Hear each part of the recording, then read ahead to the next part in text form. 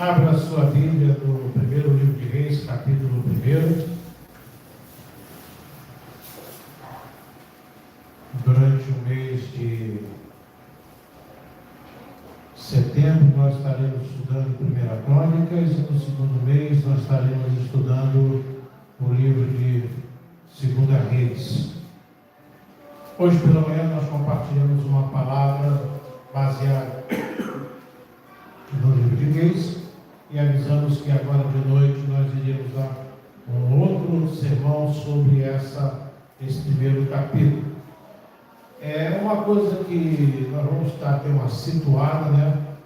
O vídeo do culto pela manhã ainda não foi publicado pelo YouTube, então nós vamos dar aqui uma situada em relação ao livro de Reis. O livro de Reis, capítulo 1.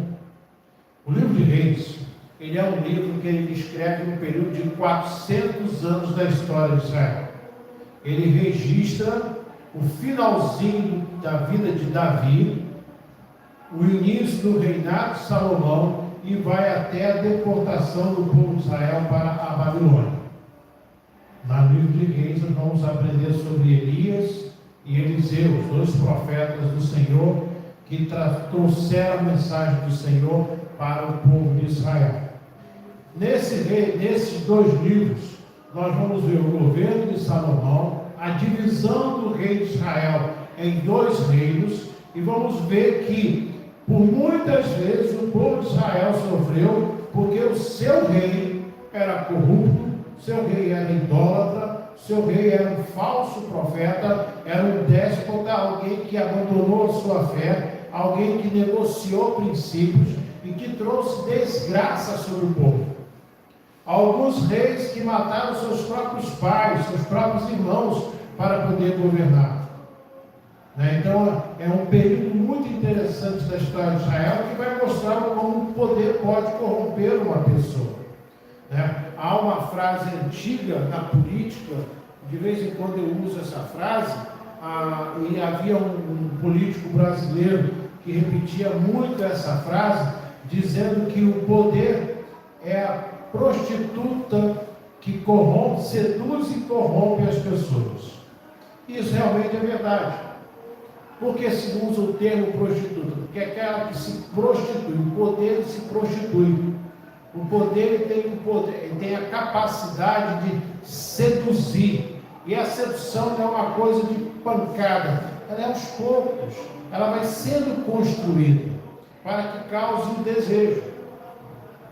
Ora, nós tivemos no nosso país, nós comemoramos hoje o dia da independência, nós tivemos um primeiro imperador que ele era um homem que não era um bom exemplo.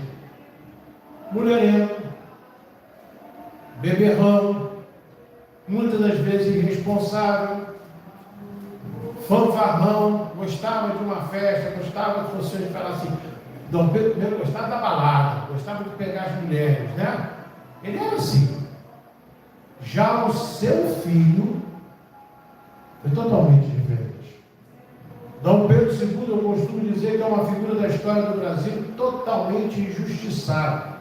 Porque aqueles que têm dominado a história, o descrever da história do nosso país, não querem dar crédito a este homem, que foi um grande governante, um grande exemplo do que deve ser um governante, um homem que olhou para o futuro, um homem que pensou o Brasil no futuro e que trabalhou para isso, muitas das vezes colocando dinheiro do seu próprio bolso.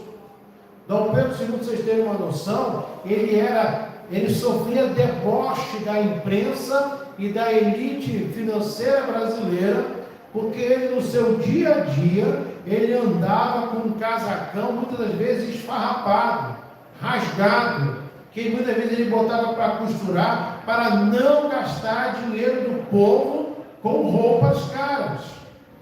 Ele era o imperador do país. Dom Pedro, ele tinha uma roupa separada para quando ele fosse se encontrar com governantes, com líderes, porque ele ali estaria representando a nação. Aí ele botava as roupas mais finas.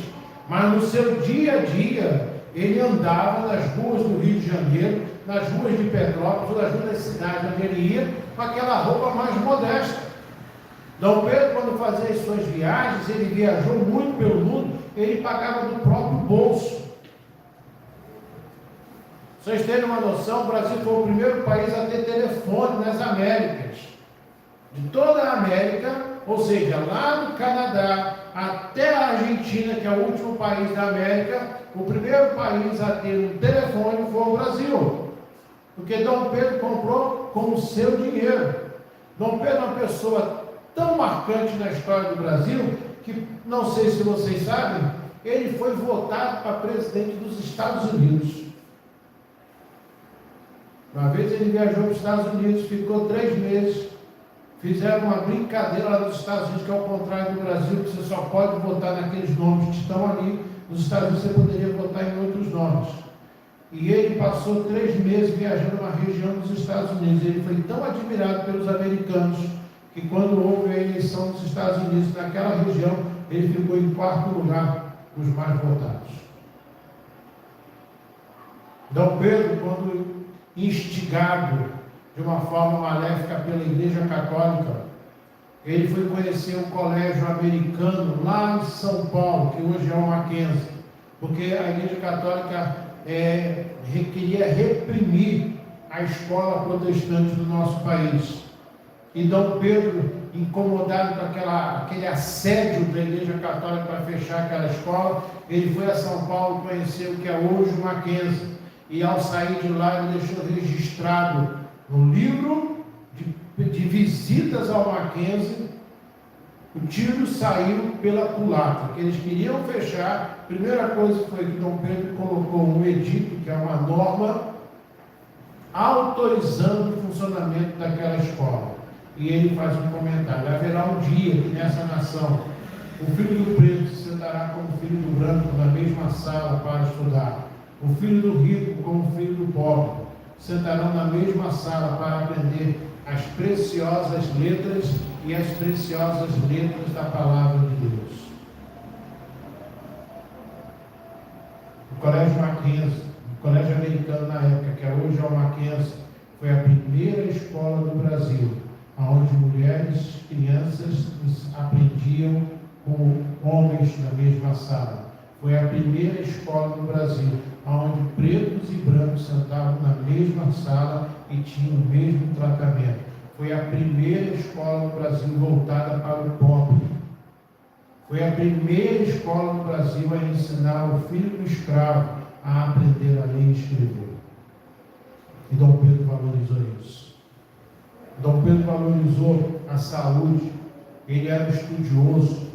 Dom Pedro falava diversas línguas, uma figura admirável, mas que os historiadores querem trazer uma imagem negativa, porque ele não fez o que muitos outros fizeram, usurpar o poder.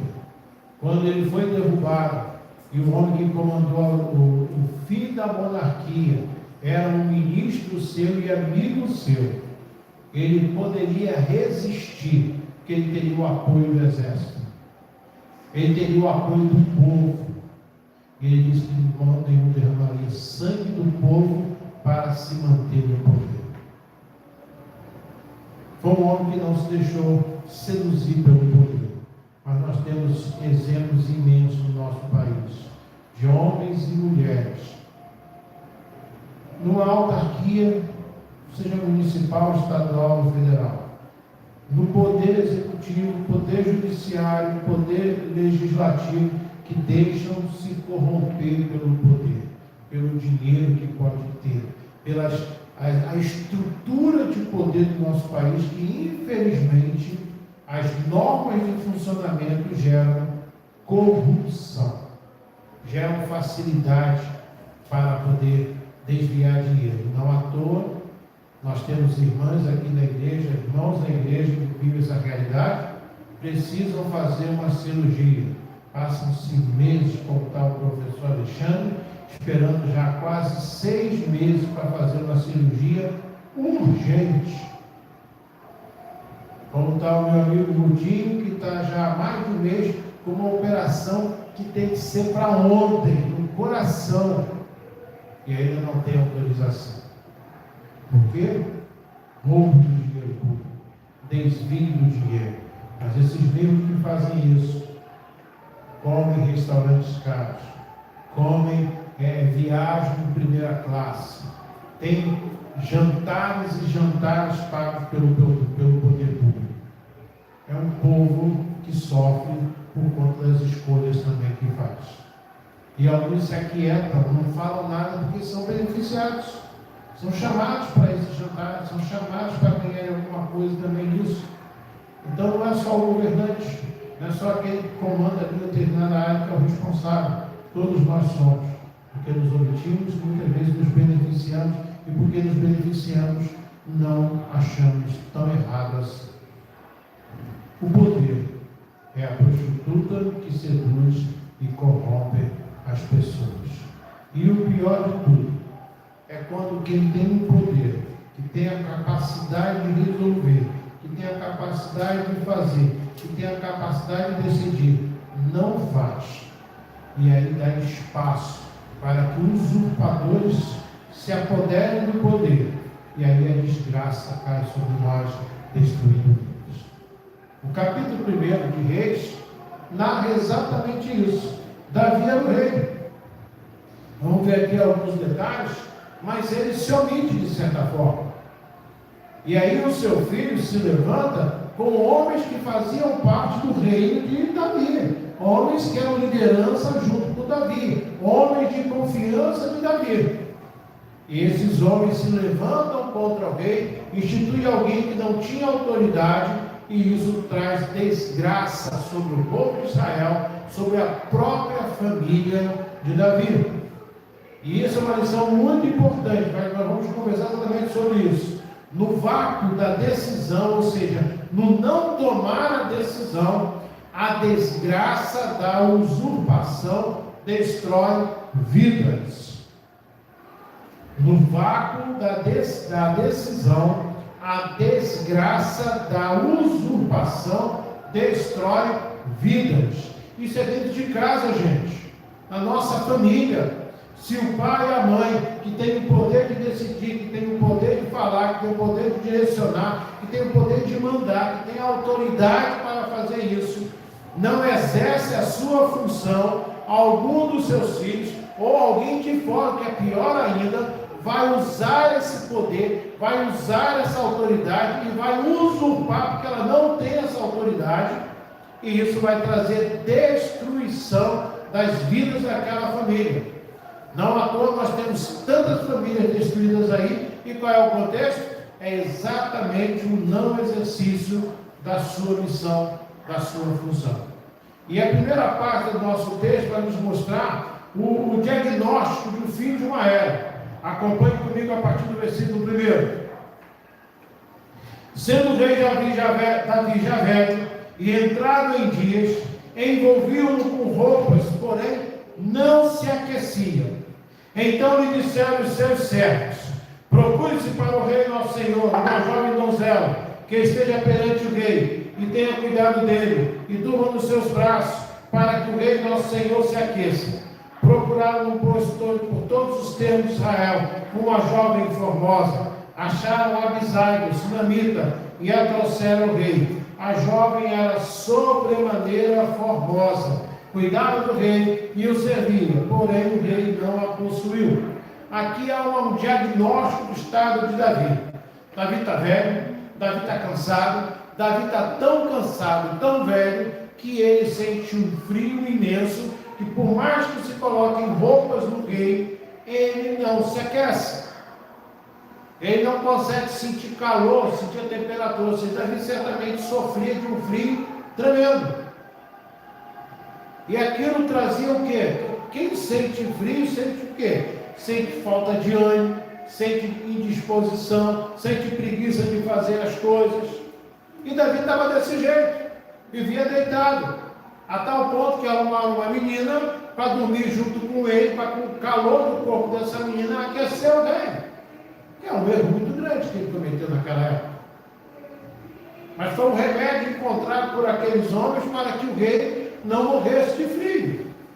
Davi, ao invés de passar o seu cargo, de entregar o seu cargo para aquele a quem ele já tinha dito que haveria de reinar no seu lugar, Davi se omite. está agarrado ao poder. Davi foi um grande homem de Deus. Davi foi um homem que andou segundo o coração de Deus.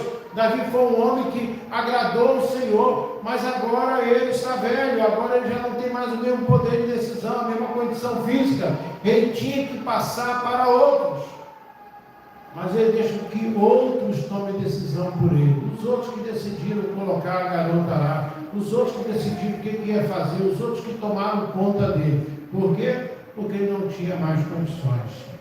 Meus queridos, às vezes acabou uma era da nossa vida e nós temos que aprender a passar o bastão para outras pessoas. Nós temos que aprender a dividir as obrigações, a autoridade. Haverá um tempo na nossa vida que os nossos filhos haverão de decidir por nós. E nós temos aqui nos alegrar de poder ter filhos que decidam por nós para o nosso bem. Mas o que acontece com a maioria das pessoas com filhos idosos? Teimosia. E a frase mais repetida por alguém que é o seguinte: olha, eu sou o seu pai e sua mãe. Mas você é o pai, a mãe não consegue mais andar direito, não consegue mais comer direito, não consegue mais enxergar direito, não consegue mais ouvir direito, já não consegue contar o dinheiro direito, já não consegue lembrar onde botou as coisas. Nossa irmã daí foi pegar a irmã que está nessa situação. Doente, coisa, mas teimosa. Eu tenho gente da minha família da mesma forma. Todos nós vamos ter. Né? A minha sogra passou um período que eu vejo hoje algumas pessoas que é o quê? Estou com saudade de ficar no caso da minha sogra. Não vejo mais minha filha, eu quero ver minha filha, eu quero ter com a minha filha. No caso da Rosa. Morava em Magé, nós moramos aqui. Lá ia pegar a minha sogra na casa dela. Quando chegava aqui, eu quero ir embora. Quero ir embora, tenho que ir para casa, tenho que ir para casa, tenho que ir para casa. Várias vezes no meio da estrada, quero ir embora, quero ir embora, quero ir embora. Teve uma vez que no mesmo dia eu levei ela embora. Cheguei 11 horas da manhã com ela, 5 horas da tarde estava levando ela de volta. A pessoa quando fica velha, fica desse jeito. Estou com saudade, só fico dentro de casa, estou preso. Aí o filho faz, alguém da família faz, daqui a pouco está reclamando. Quer voltar para casa, está sentindo falta de casa. São questões da idade. E quando nós chegarmos a essa idade, tem que entender o seguinte. Nós temos que entender o seguinte. Que bom. Eu ainda tenho um filho, uma filha, um neto, uma neta, que se preocupa comigo e que cuida de mim.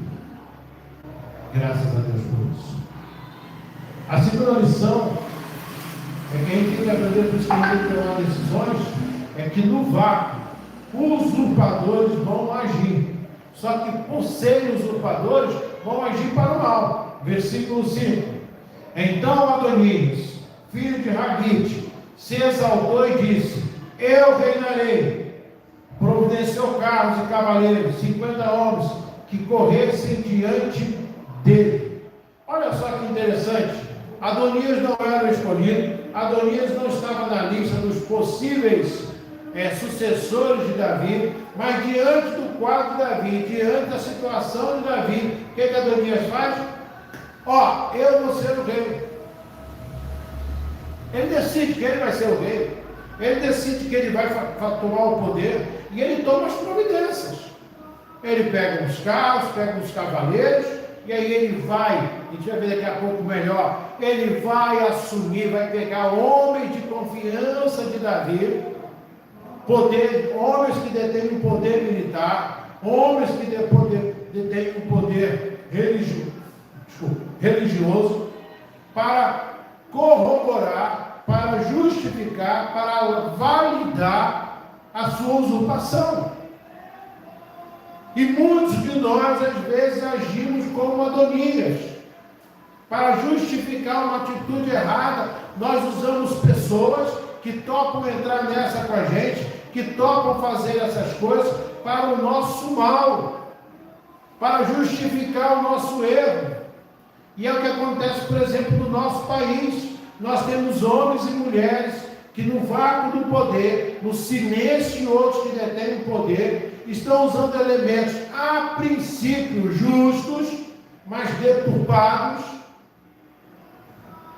violentamente modificados, alterados, tendenciosos, para justificar o exercício usurpado do poder.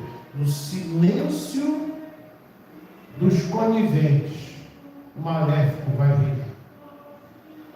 Mas há uma terceira lição, que é muito interessante, que tem a ver com essa parte que nós acabamos de falar. Elementos comuns, mas sem compromisso com a verdade. Acompanhe a leitura a partir do versículo 7. Entendia-se com Joabe, filho de Zeruia, e com Abital, sacerdote, que seguindo-o, o ajudava. Porém, Zadok, o sacerdote, Benaía, filho de Joiada, e Natão, o profeta, e Simei, e rei, e os valentes que Davi tinham, não apoiavam Adonias. Imolou Adonias, ovelhas e bois, animais cevados, junto à pedra do Zoelete, que está perto da fonte de Rogel, e convidou todos os seus irmãos, os filhos dos reis, os filhos do rei, e todos os homens de Judá, servos do rei. Olha só o que Adonias faz. Ele pega o quê? Vem para justificar, para validar o meu reinado. Eu preciso ter o sacerdote do meu lado, eu preciso ter o exército do meu lado, eu preciso ter os homens importantes do rei do meu lado, eu preciso celebrar a Deus, eu preciso sacrificar o Senhor, eu preciso que minha família esteja ali para validar a minha decisão.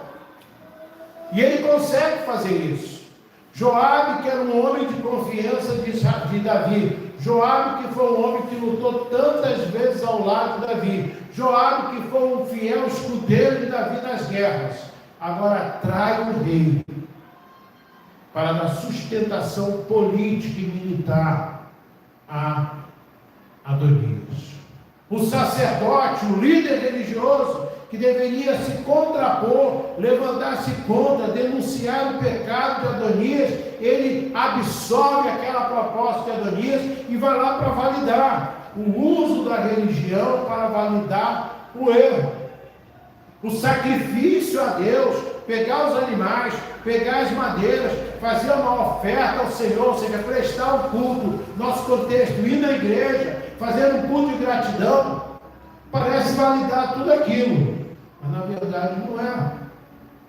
Usa-se os mesmos elementos, mas sem compromisso nenhum com o significado daqueles elementos. Usa-se o poder militar e aprendam o seguinte. Nós vemos um momento complicado no nosso país. E eu não falo aqui porque eu ser simpático a um ou antipático ao outro. Mas não existe golpe governamental sem forças armadas. Não existe. Porque exatamente as forças armadas, que têm o poder de guerra, é que dá poder a um político ou um grupo de políticos para derrubarem um governo e instituir um outro governo. Porque a violência, a arma, vai ser necessária em algum momento. Não são governinhos com Bíblia na mão, não são pipoqueiros, não são cabeleireiros que derrubam um governo.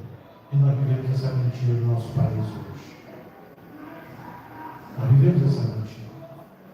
Então, Adonias se utiliza dos elementos. Adonias faz um culto. Adonias tem um apoio religioso.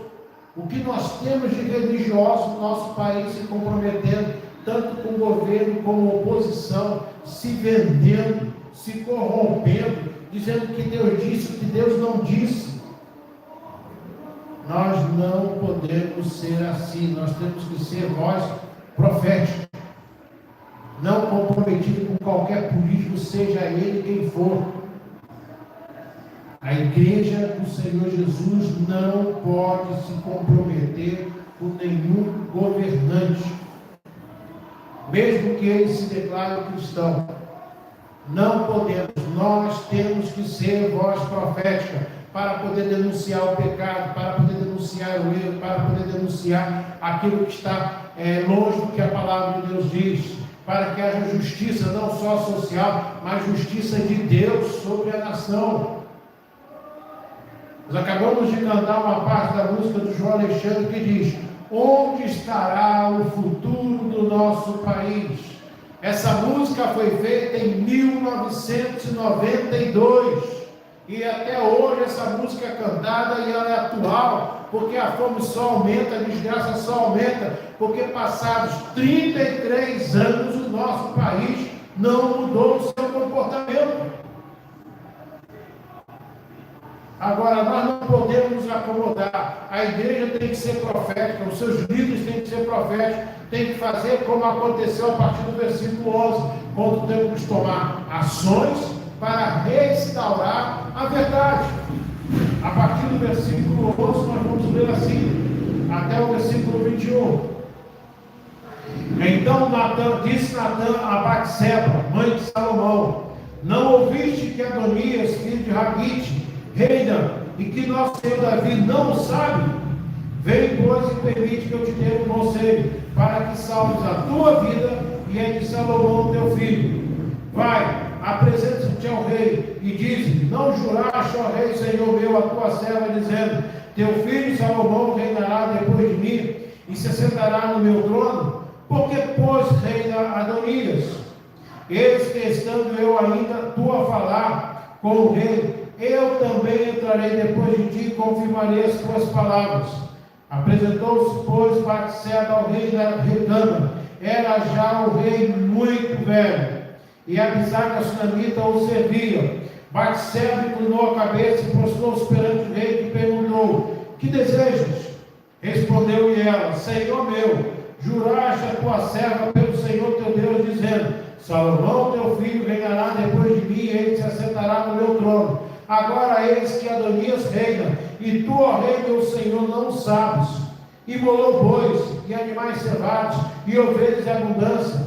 Convidou todos os filhos do rei, a Abiatar o sacerdote e a Joabe, comandante do exército, mas ao teu servo Salomão não convidou. Porém, ó rei meu Senhor, todo Israel tem olhos em ti, para que lhe declares quem será o teu sucessor, que se assente no teu trono. Do contrário, sucederá que quando o rei meu Senhor jazer com seus pais, eu e Salomão meu filho seremos tidos por culpado. Olha só que interessante. Natã, que era o profeta, o homem que acusou o rei do seu pecado, que teve coragem de confrontar o rei quando ele adulterou com Batseba. Natã, que foi lá para dizer que o rei merecia a morte, porque o pecado dele foi grave, porque o pecado dele foi terrível diante de Deus. Aquele homem agora, como profeta, como homem de Deus, ele se interpõe naquela rebelião para levantar uma forma de restaurar a verdade. Nós, como povo de Deus, na nossa família, no nosso local de trabalho, no nosso local de estudo, no nosso país, nós precisamos ser homens e mulheres de Deus para restaurar a verdade. Nós temos que dizer a verdade, doa quem doer. Não é comprometimento com o político A ou político B, com tendência A ou com tendência B, mas denunciar aquilo que é mentira diante da palavra de Deus, daquilo que não é verdade, daquilo que não é justo, daquilo que não é bom, daquilo que é corrupto. E foi o que Natã fez. Ele instiga Batseba a tomar uma providência, porque ela era mãe de Salomão. Se num determinado momento Natã foi lá junto ao rei para denunciar o pecado dele com Batseba, agora ele usa Batseba, que foi a mulher que foi seduzida, que foi violentada por Davi, que foi abusada por Davi. Ele agora usa essa mesma mulher para chamar a atenção do rei. E se você prestou atenção, a palavra não é, ele acabou de se dizer rei, já estava se dizendo rei, ou seja, já se passaram alguns dias. E Davi está lá, sem tomar nenhuma providência. Era impossível que o rei não soubesse. Mas ele estava se omitindo. Então, pessoas que sabem que a justiça qual deve ser feita, têm que tomar atitude para que prevaleça a verdade. Nós precisamos nos posicionar no nosso país. Nós precisamos denunciar o pecado da nação, o pecado da cidade, o pecado do bairro, o pecado da igreja. O nosso pecado. Em quinto lugar, quando nós agirmos para restaurar, haverá a reação aos usurpadores. Quero que você preste atenção, que a gente vai ler saltear. Primeiro versículo 30. O rei Davi vai dizer, 29 e 30. Então jurou o rei e disse: tão certo como vive o Senhor, que remiu a minha alma de toda angústia, farei no dia de hoje como te jurei pelo Senhor, Deus de Israel, dizendo: teu filho Salomão reinará depois de mim e assumirá no trono em meu lugar. Davi toma uma posição, Batseba questiona, agora ele toma uma posição. Versículo 32, disse o rei Davi: chamai-me Zadok, sacerdote, Natã, o profeta, Benaía, filho de Joiada, e eles se apresentaram ao rei. Disse-lhes o rei: tomai convosco os servos de vosso Senhor, trazei e fazei montar meu filho Salomão na minha mula, e levai a Giom. Zadok, sacerdote, com Natã, o profeta, ali o ungirão rei sobre Israel. Então tocareis a trombeta e direis: viva o rei Salomão! Subireis após ele, e ele virá e se assentará no meu trono, pois é ele quem reinará em meu lugar, porque ordenei que seja ele príncipe sobre Israel e sobre Judá. Agora versículo 38 ao 40. Então desceu Zadok, sacerdote, Natã, o profeta, e Benaía, filho de Joiada, e a guarda real, fizeram montar Salomão a mula que era do rei Davi, o levaram a Giom. Zadok, o sacerdote, tomou do tabernáculo o chifre do azeite e ungiu a Salomão. Tocaram a trombeta, e todo o povo exclamou: viva o rei Salomão! Após ele subiu todo o povo tocando gaitas e alegrando-se com grande alegria, de maneira que com o seu clamor parecia fender-se a terra, ou seja, a terra tremia, a terra estava no alvoroço danado, porque aqueles que tentaram usurpar agora têm uma reação para com eles. A verdade está voltando a prevalecer, a verdade está sendo colocada de novo, a verdade vai reinar, porque Davi já tinha dito que Salomão haveria de reinar no seu lugar por mandato de Deus. Nós precisamos agir, nós precisamos nos posicionar como pais, como filhos, como homens e mulheres de Deus, na nossa casa, no nosso local de trabalho, no nosso local de estudo, no nosso local de exercício da nossa cidadania. Nós não podemos nos calar, porque no silêncio que nós tivermos, os usurpadores vão prevalecer, vão oprimir, vão maltratar, vão violentar, vão roubar, vão menosprezar, vão humilhar aqueles que tenham vontade de fazer aquilo que Deus tem, que é o melhor para as nossas vidas. E por último, a sexta lição, capítulo 1 nos mostra, está no versículo 49 e 50, que diz que os usurpadores são abandonados e a coragem foge do seu coração. Versículo 49 e 50 diz assim: então estremeceram e se levantaram todos os convidados que estavam com Adonias, e todos se foram, tomando cada um seu caminho. Ou seja, o povo abandonou Adonias. Porém Adonias, temendo a Salomão, levantou-se, foi e pegou nas pontas do altar. Nós falamos aqui pelo menos o que significa as pontas do altar, mas vamos repetir. Pegar na ponta do altar era uma mesa onde se colocavam alguns elementos do culto de Israel, e pegar na ponta do altar, ficar segurando a ponta do altar, era uma declaração de independência, uma declaração de confissão, uma declaração de pedido de perdão, de restauração. Adonias conhecia a liturgia do culto, mas o seu coração não tinha essa liturgia. Ele conhecia os passos, e quando ele faz besteira e ele é abandonado pelos seus, ele sabe que vai ser morto. O que ele faz? Ele recorre a esse elemento do culto, a esse elemento estabelecido por Deus, para tentar salvar a sua vida.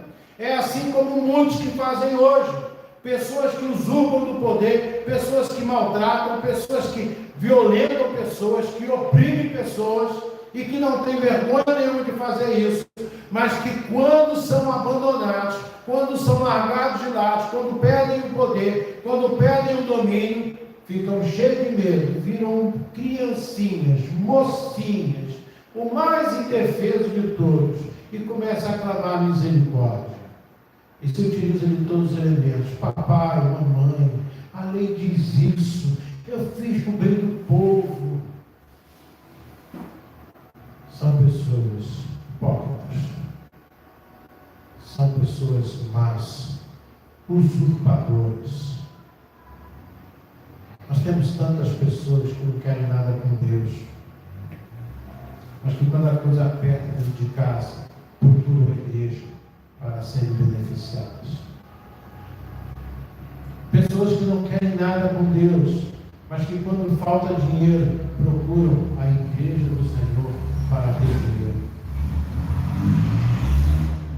Usurpadores que conhecem o coração da igreja, que sabem que a igreja ajuda, que sabem que aquela família colabora, que sabem que o sistema tem alguns benefícios, mas que só procura na hora do aperto, porque não tem compromisso nenhum com aquele princípio. Os usurpadores são abandonados, e quando abandonados, a coragem, a determinação foge do seu coração, como aconteceu com Adonias. Nós vamos ver aqui no capítulo 2, mas o capítulo 2 narra um momento em que Adonias procura Batseba. Ele tem medo de Salomão. Salomão diz que se ele agir direitinho, não vai matar. Se ele agir corretamente, não vai tirar a sua vida. Ele vai ficar vivo. Mas ele sabe que ele não pode confiar. Por quê? Porque quando ele usurpou, ele sabia que não podia ser confiado a ele qualquer coisa. Ele acha que Salomão é que nem ele. E ele então tenta remediar mais um pouquinho, se proteger um pouco mais. O que ele faz com isso? Levanta a ira de Salomão. Salomão vê que, na verdade, ele tentou usar a sua mãe para tentar se proteger. O que Salomão determina? A morte dele. Salomão diz, se ele agir corretamente, se ele fizer o que é correto, se ele não agir mal, se ele não for mal, certamente viverá. E ele agiu mal e perdeu a sua vida. Mas nós temos que entender, meus queridos e minhas queridas, que no vácuo da decisão, de quando nós não tomamos a decisão correta, quando nós não temos coragem de abrir mão de algumas coisas que estão sobre nós, a desgraça da deturpação, da usurpação, destrói vidas. Que Deus tenha misericórdia de cada um de nós, e que nós possamos ser uma bênção para a nossa nação, não usurpadores, não homens e mulheres que buscam se beneficiar, mas que estão dispostos a servir a nossa nação, para que, como nós cantamos, reina o Senhor Jesus, reine sobre o nosso país. Que feliz é a nação cujo Deus é o Senhor e o povo que Ele escolheu para a sua herança.